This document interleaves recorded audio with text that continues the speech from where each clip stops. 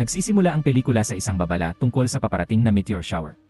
Habang abala sila para maghanda, ang sitwasyon ay lumala nang makita niya ang bulalakaw at sinubukang ilipat ito mula sa filter, ngunit mabigat ito. Nilabas niya ito at tinanay siya ng malakas na hangin. Sinabi ni Lance na ang pagtagas ng carbon dioxide ang dahilan, at sinabi ni Bruce kay Gerard na malapit na silang bumagsak. Habang naroon si Ava, gumuho ang vapor at nagpa siya sina Gerard at Bruce na pumunta at isuot ang kanilang gas mask na tagpuan nila ang kanyang nakadikit na banata at kabinet at inilabas nila siya. Tinanong ni Ava kung maaari bang tingnan ni Lance ang bulalakaw at sinabing may mga spore ito. Ngunit sinabi sa kanya ni Gerard na maaaring ito ay isang dayuhang contingent at dapat itong pumunta sa quarantine. Nangako si Lance na ayusin ito. Sinusuri ni Lance ang meteor, kumuha siya ng sample at inilagay ang natitirang bahagi nito sa isang basong kahon. Pagkatapos ay tinawag niya si Ava at ipinakita sa kanya ang isang bagong estruktura ng selula na mabilis na nabuo. Sinabi niya sa kanya na suriin ang sampol at sinimulan niyang gawin yon. Habang ginagawa ito, isa sa mga basag na tubo ng salamin ang nakasugat sa kanyang daliri. Sinabi ni Lance sa kanila na ang mga spore na ito ay may mga katangiang kahalintulad sa mga bacterial organism at maaari silang magbago ng anyo at mamutasyon. May potensyal silang ayusin ang mga selula sa isang bilis na 100 beses na mas mabilis kaysa sa mga selula ng tao. Habang pinag-uusapan ito ni Lance at Bruce, nagsimulang sumama ang pakiramdam ni Ava. Habang naglalakad palabas ng silid si Ava, ay bigla siyang nakaramdam ng matinding kirot at bumagsak. Nang magising siya ay tiningnan siya ni Lance. Napansin niya ang tila lumalaki ang kanyang tiyan. Sinabi ni Lance sa kanya na siya ay may isang napaka-advanced na pagbubuntis. Iginiit ni Gerard na sumailalim siya sa quarantine si Ava. Sinabi ni Lance sa kanya na hindi siya maaaring makulong dahil kailangan niya ng medical na paggamot. Sinabi sa kanya ni Lance na maaari siyang mamatay at pinayagan siya ni Gerard na makapasok, ngunit mananatiling nakalock ang pinto. Habang nasa kwarto si Eva, nanaginip siya tungkol sa panganganak at nagsimula siyang manginig sa kanyang pagtulog. Sinabi niya kay Gerard na kailangan niya ng access kay Ava. Sinabi sa kanya ni Gerard na hindi niya ito maaaring pahintulutan dahil sa mga regulasyon at magkakaroon lamang siya ng access kung papayagan niya silang humingi ng access ni Lance at pumasok sa silid. Pinag-usapan ni Lance at Bruce kung ano ang maaaring mangyari kay Ava, ngunit hindi makasagot si Lance dahil hindi gumagana ang karamihan sa mga kagamitan dahil sa pagkawala ng kuryente. Tumakbo papunta sa silid at natagpuan siyang nawalan ng malay sa sahig. Inihiga nila ito sa kama at sinimulan siyang suriin. Sinabi ni Gerard sa kanila na kailangan nilang lumabas ng silid. Nagsimulang sumigaw si Ava kay Gerard at lumabas si Gerard ng silid at iniwan ni Bruce si Lance sa kanya. Sinimulan niyang i-record ang isang voice memo na nagsasalita tungkol sa nangyari.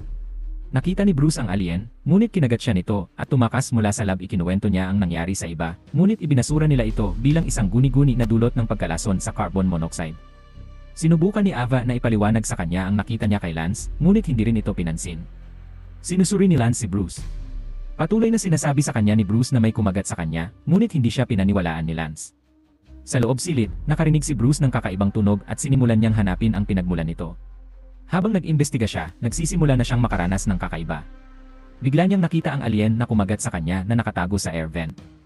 Pumasok si Bruce sa kanyang silid, ang kanyang mga pandama ay nababalot ng kakaiba. Sa sobrang takot at pagkalito, nagsimula siyang umiyak. Nang buksan niya ang kanyang flashlight, nagulat siya nang makita ang sarili niyang refleksyon na nakatitig sa kanya, na naging dahilan para sumigaw siya sa takot. Tumatakbo si Bruce sa treadmill tulad ng sinabi sa kanya. Bumaba siya para uminom ng tubig, ngunit narinig niyang nakaon pa rin ang gilingang pinepedalan at lumingon siya para makita ang sarili niyang tumatakbo. Umiiyak siya sa pag-aakalang nag-hallucinate siya. Sa kanyang nakaraang pagkikita, umalis si Gerard nang hindi kumbinsido. Nang isara ni Gerard ang pinto, sinalakay siya mula sa likuran at nahulog. Lumapit si Lance at natagpuan siyang nawalan ng malay sa sahig. Ginising niya ito at inakay siya upang siya satin kung ano ang nangyari sa kanya. Sinabi sa kanya ni Gerard na sinalakay siya ni Bruce. At hiniling niya kay Lance na hanapin siya para malaman niya kung bakit niya ginawa yon. Hinanap ni Lance si Bruce. Nang makita niya ang sugat sa kanyang binti, nakita niyang lalong lumala ito. Dahil desperado siya, sinubukan niyang putulin ang kanyang pulso, ngunit hindi niya ito magawa. Sa halip, uminom siya ng maraming tabletas at hinugasan ang mga ito ng alak. Nanumbalik ang kamalayan ni Bruce at nakiusap siya kay Lance na pakawalan siya. Hindi siya naniwala sa kanya, kaya sinabi niya sa kanya na tanungin niya si Bruce. Pinatay na ng alien si Bruce ang tunay na Bruce at kinuha ang kanyang mga damit.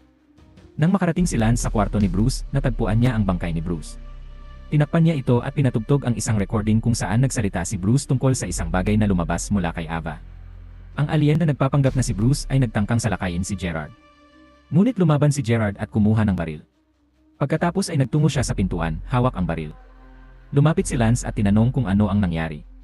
Ipinaliwanag ni Gerard na sinalakay siya ni Bruce, ngunit inihayag ni Lance na patay na talaga si Bruce. Hindi nila ito napigilan at namatay si Lance.